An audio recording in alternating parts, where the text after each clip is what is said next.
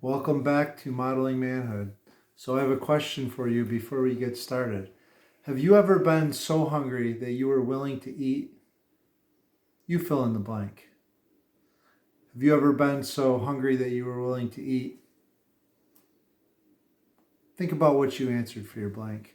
Well, once when I was a kid, my parents owned a feed mill in town, and we would work there between doing chores at the farm, mornings and nights. And then during the days, we would go and help out at the feed mill, bag grain, sweep up, clean out bins, and do different things. The only thing that we had there was Loganberry, if you wanted to buy Loganberry to drink, and boy, was Loganberry good. But there was no people food of sorts. So my sister and I decided that we would start sampling the dog biscuits. And we decided that certain flavors were better than other flavors.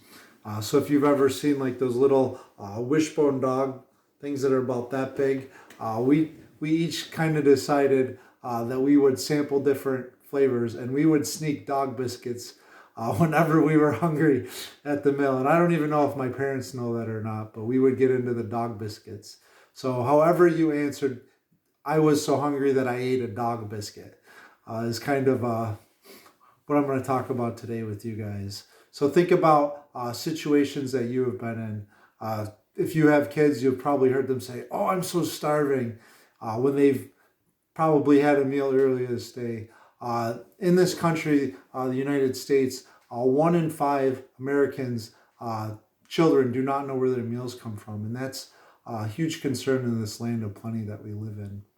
The United States is so blessed, but sometimes there's a lack of infrastructure and getting products from the farm to the table. And I don't have the solution for that, but it's definitely something that runs through my mind. Each year, I do a contest with some of the kids that I work with. It's called the World Hunger Contest. And the kids have to come up with a way to solve world hunger and come up with creative solutions, whether it's talking about food waste, because about 30 or 40% of all the foods that are grown in this country end up being wasted, either because we take too much and our portions are too big, or they rot in transport, or rot in supermarkets, or rot in our fridges, or rot on our counters, and they ended up being discarded.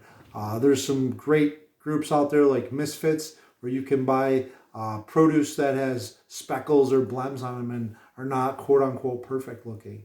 So all those are great solutions, but think about it. When we read through the Exodus story, when the nation of Israel left Egypt, those people were so hungry. They had left this land in Egypt in hopes for a promised land filled with milk and honey. And as they leave, they are in this desert place without food and without water. And the people over and over and over and over again complain and murmur and try to make their own leader to go back to Egypt. "Oh, we had it so good in Egypt," you hear them say. And in chapter 16 of Exodus, the Lord provides for the people of Israel, his people.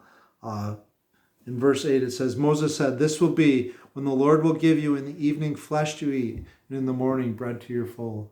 And he's talking about the quail and the manna. That would be their food for 40 years while they wandered in the wilderness. And eventually they would complain about even that. And I just want you guys to appreciate what you guys have, and maybe think of ways that you can help out with solutions for people that are less fortunate than you or something without.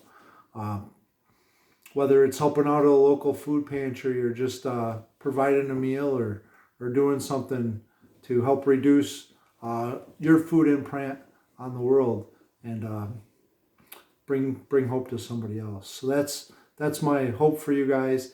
And if you think you complain a lot, I think God, in his great mercy, will forgive you, because over and over again the nation of Israel complained.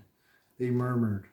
And I don't know how Moses handled or those people. And so many times I just think of him like just shaking his head and arguing with God and saying, "Lord, what am I to do with this people?" And sometimes I think that way too, when I see different things on the news or in the media about what's happening around the world. And I just want you guys to know that we can pray, but we also need to do something. So my encouragement for you guys is to do something. So the next time you're hungry, appreciate how much you have and how much you can be thankful for. And remember, mirror your maker and journey with Jesus as you give thanks for what he's blessed with you with. So thanks for watching.